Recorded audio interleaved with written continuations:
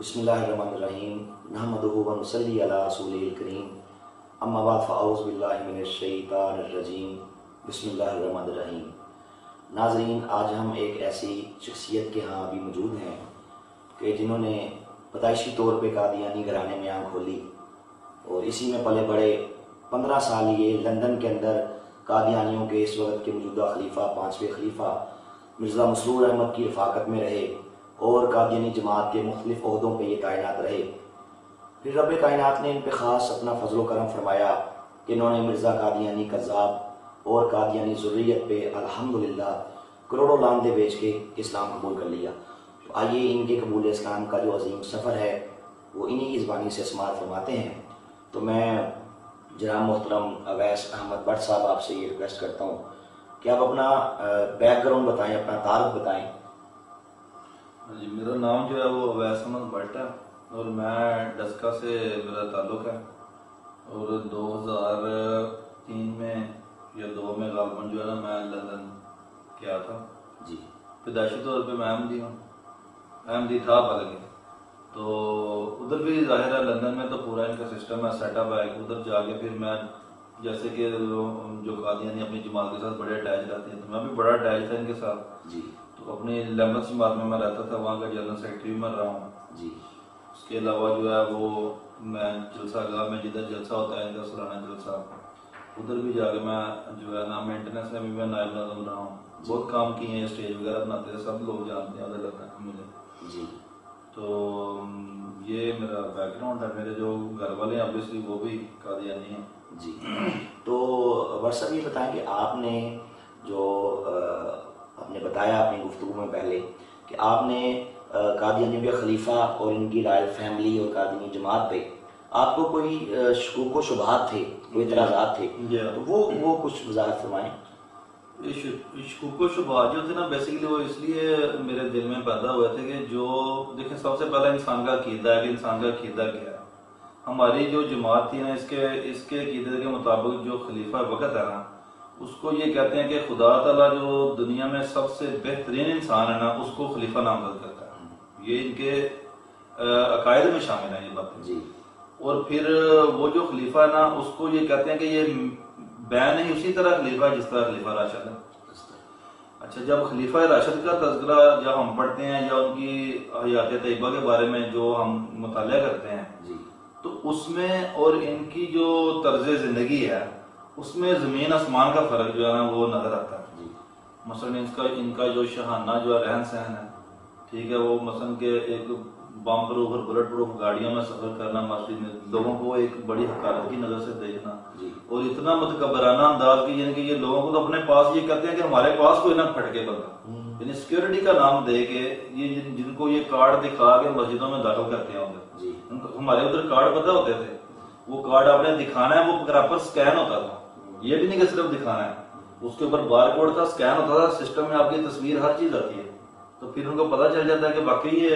قادیانی ہے۔ اس کے باوجود آپ کے پاس مسجد میں آپ کو اتنی ضرورت نہیں ہے کہ آپ خلیفہ وقت کے پاس بیٹھے۔ یہ دین اسلام کے خلیفہ راشد تو ایسے نہیں تھے، ان کی جب ہم سوانے پڑھتے ہیں وہ تو لوگ ان کے پاس ہی بیٹھے ہوتے تھے، ان کے اندر ہی وہ گل مل کے بیٹھتے تھے، ان کے سوالوں کے جواب دیتے تھے، وہ لوگ ان سے مسئلے پوچھتے تھے، وہ دین بیان کرتے تھے۔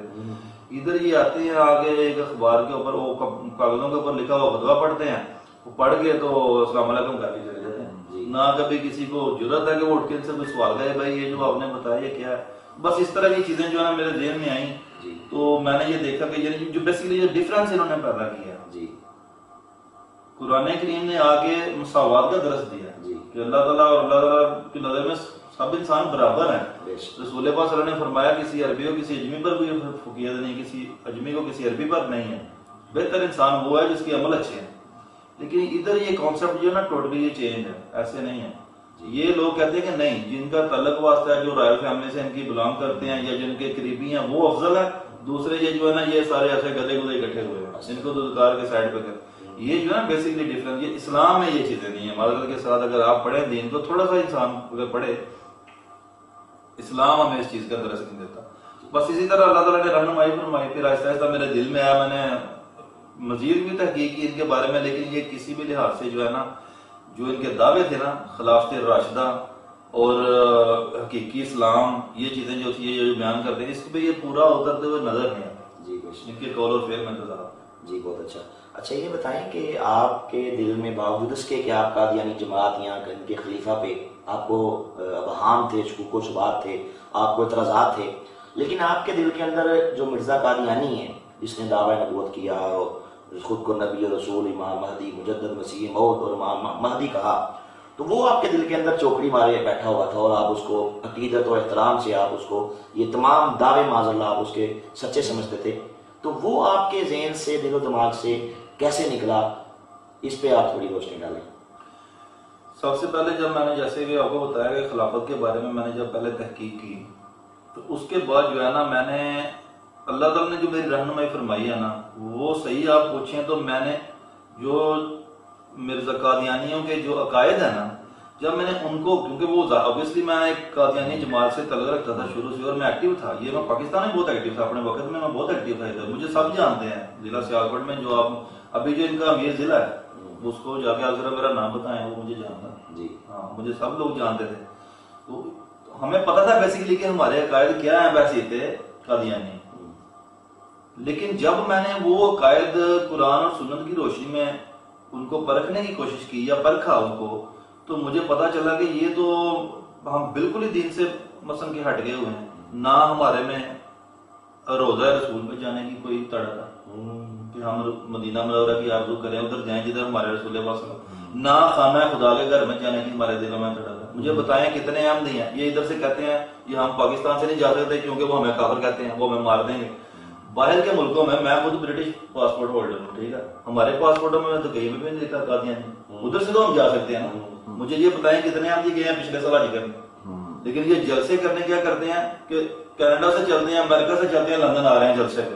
یعنی کہ برکتیں لینے کے لیے۔ پھر یہ جو فتوے دیے تھے انہوں نے کہ یہ ذلی حج ہے، یہ ذلی مقام کرما مدینہ منورہ ہے، یہ ان کے عقائد میں شامل ہے معاذ اللہ۔ جب یہ میں نے چیزیں دیکھی میں تو بالکل جو ہے نا ششدر رہ گیا اور حیران اور پریشان رہ گیا۔ یہاں پہ آیا سب سے جو اللہ تعالیٰ نے میرے اوپر اپنا فضل کرم کیا کہ مجھے ایک ایسے بندے کی صحبت سے نوازا جن کا نام جو ہے نا عرفان احمد برق صاحب ہے۔ میں ان کی صحبت میں بیٹھا، انہوں نے جو ماشاءاللہ یہ ساری کتابیں ہمارے سامنے پڑھی ہیں، یہ کوئی جذباتی فیصلہ میں نہیں کر رہا، ہم نے باقاعدہ اس کے اوپر سیٹنگ کی ہیں، ہماری میٹنگز ہوئی ہیں، انہوں نے مجھے یہ ساری کتابیں بیسیکلی مرزا غلام احمد کی لکھی ہوئی ہیں، انہوں نے مجھے دکھائی ہیں،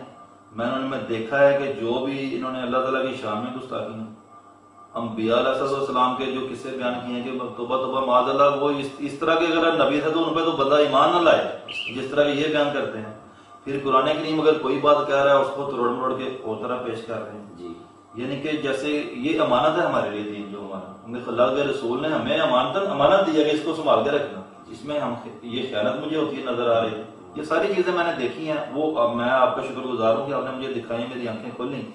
تو اللہ تعالیٰ کا شکر ہے کہ میں جو ہے نا اس چیز سے باز آیا ہوں اور میں نے توبہ کی ہے، اور میں جو ہے نا وہ قادیانیت سے بالکل چھوڑ کے اپنے بیوی بچوں سمیت، 4 میرے بچے ہیں اور 1 میری بیوی، ہم جو ہے نا اس جماعت کو چھوڑ چکے ہیں، اور ہم جو ہے نا اللہ اور اللہ کے رسول کی دی ہوئی تعلیمات پہ عمل کرنے اس کے اوپر ہم گواہی دے چکے ہیں، ہم اس پہ بس عمل کریں گے جو اللہ اور اللہ کے رسول صلی اللہ علیہ وسلم نے ہمیں فرمایا۔ نہ تو رسول کریم صلی اللہ علیہ وسلم کے بعد کسی قسم کے نبی کے آنے کی، چاہے وہ کوئی بھی ہے، ایمان میں تو بالکل نہیں لاتا۔ اگر کسی نے میرے ساتھ اس بات پہ ڈیبیٹ کرنی ہے تو ہم بلکہ حاضر ہیں، کوئی آئے، میں تو احمدیہ کو بھی دعوت دیتا ہوں کہ وہ آئیں، وہ آگے ہمارے ساتھ جو بیٹھیں، تو ہم ان کو انشاءاللہ تعالیٰ جو ہے نا اس کے اوپر انہیں کی کتابوں میں سے اور دیگر کتبے جو ہماری اسلامی کتب ہیں ان میں سے حوالے دیں گے، حدیث میں سے دیں گے، قرآن میں سے دیں گے۔ رسول کریم صلی اللہ علیہ وسلم آخری نبی ہیں، رسول پاک صلی اللہ علیہ وسلم کے بعد نبی مان کے عشق رسول جو ہے نا وہ آپ کے دل میں پھر وہ نہیں رہ جائے گا جو کہ ہونا چاہیے، کیوں کہ آپ نے جیسے نا ایک شریک کھڑا کر دیا۔ تو یہ ساری چیزیں ماشاءاللہ میرے ذہن میں آئیں، اللہ تعالیٰ آپ کو بھی اس کی جزا دے، آپ نے میرے اوپر یہ باتیں کھولیں تو میں بالکل توبہ کرتا ہوں، اور میں جو ہے نا وہ قادیانیت کو چھوڑ کے تو میں اسلام میں داخل ہوتا ہوں۔ جی بہت مہربانی، ماشاءاللہ اللہ پاک آپ کو اس کی قبولیت عطا فرمائے اور آپ کو ثابت قدمی دین اسلام پہ عطا فرمائے، تو بہت مبارک ہو گیا آپ کو ماشاءاللہ سارے اہل اسلام کے